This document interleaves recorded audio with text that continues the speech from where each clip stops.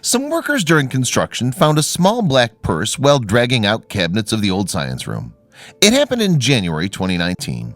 The purse was tiny and small. Construction workers could not understand what to do with it, so they gave it to the authority. On further inspection, it was revealed that the purse was 7 decades old, and the contents of the purse sparked curiosity among the people who heard about it. Why was it so? Watch on to find out. Old purse. The purse looked like most ordinary ones. It had a lot of stuff cramped inside it that gave it an idea of how the people in those times used to stay. The purse consisted of an old tissue that had a coral-colored lip stain on it, lipstick, compact, and a pin. The purse also held a juicy fruit gum. This was not it. There was a Jefferson High School 1953-54 basketball team's old bus schedule and fixture listing.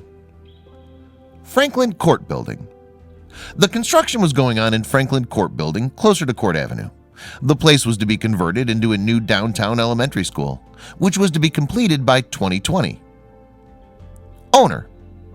By the content, it was clear that the owner of the purse was a woman, but what attracted attention the most was a handwritten note tucked inside it. Not to mention the note was quite old and was a little torn from the corners. The note was written to Marty, a girl. It was from a love-struck teenager who asked Marty to be with her on prom.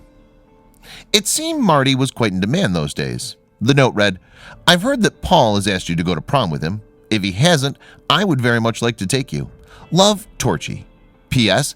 If you've already consented to go with Paul, please forgive that I've asked. If he's asked you but you haven't consented yet, please consider my invitation." Martha Inna Ingram. It was later found out that Marty was actually Martha Inna Ingram. Her wallet was tucked somewhere in the bag and had her ID along with a social security card. The ID belonging to 1955 revealed that Ingram was a senior at Jefferson High School, so the woman should be in her 80s right now. 1954. There were some basketball schedules and newspaper clippings that suggest Ingram had lost the bag somewhere else in 1954.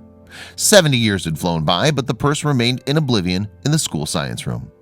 Chances were that Ingram would not be remembering at all about this place. Reunion?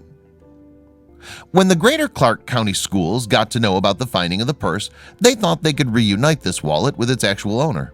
They took their search to social media, particularly the Greater Clark County Schools Facebook page. They posted pictures of the bag and an appeal to inform if anybody knew Ingram. Lost and found. The Facebook post was all about lost and found alert. Martha Inna Ingram's handbag from 1954 had been found in the Franklin Square demolition. We would love to return it to her or her family. Please contact Aaron Bajorquez, Public Information Officer. Soon, the search got online. Viral. The Facebook post received many reactions and comments. And then there was someone who found a profile expecting to be belonging to Ingram. Nature wanted it too. The post was gone viral, and one of the people who saw the post was one of the relatives of Ingram. The person shared the story with Ingram's son, who in return told his mother about it. Power of social media. Aaron Bajorquez, Greater Clark County Schools Public Information Officer, explained to the News and Tribune, "Marty was found thanks to the power of social media. A family member came across our post and then shared it with her youngest son. I'm thrilled I was able to connect with Marty's family." Mailed her. She further stated, "I hope this little piece of history brings back fond memories of her years at Jefferson High School. The purse was mailed to her yesterday." The woman was astounded when she saw the purse that she'd lost decades ago. Who was the one?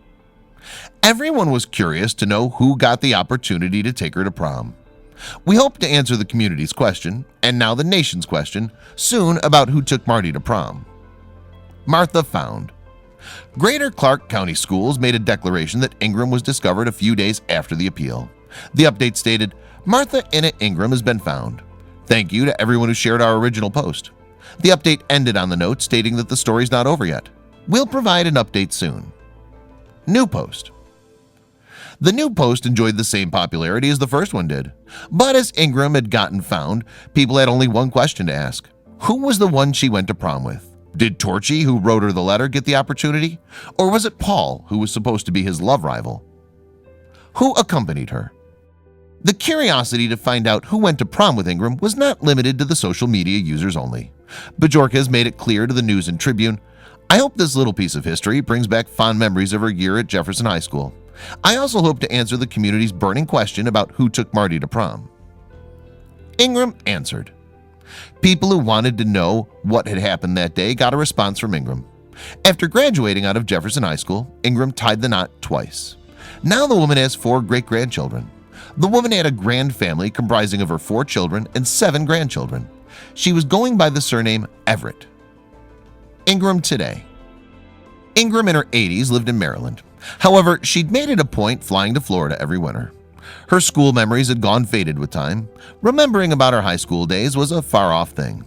Needless to say, she had no memory of her long-lost bag that had catapulted her into a social media star.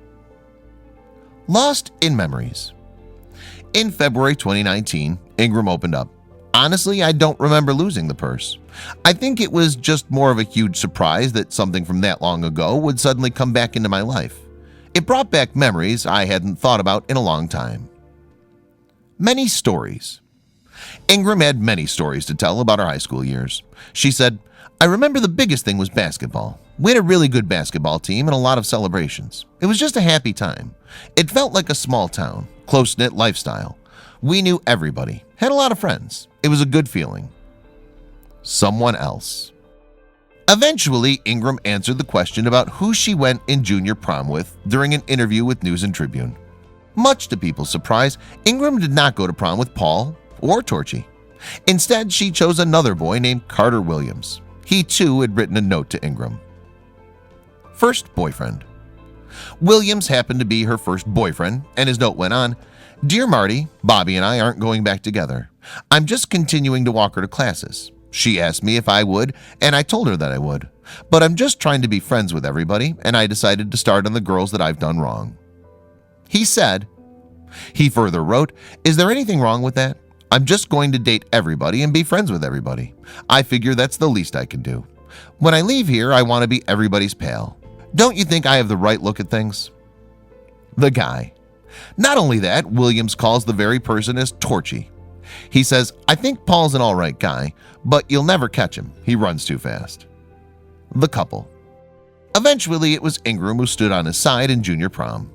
Greater Clark County schools put out pictures in which the two are posing standing next to each other. The picture was taken just after the dance. This part of Ingram's life too provoked interest among the social media users. Such a great story. Right below the white and black picture of Williams and Ingram, Lynn Vaught scribbled, "Such a great story. So happy they located her." Whereas Ashley McCormick commented, "I'm just speechless over this whole situation. I think I speak for everyone when I say we're all so thankful for your follow-up and persistence, Aaron. This has been so fun. Times have really changed." New chapter.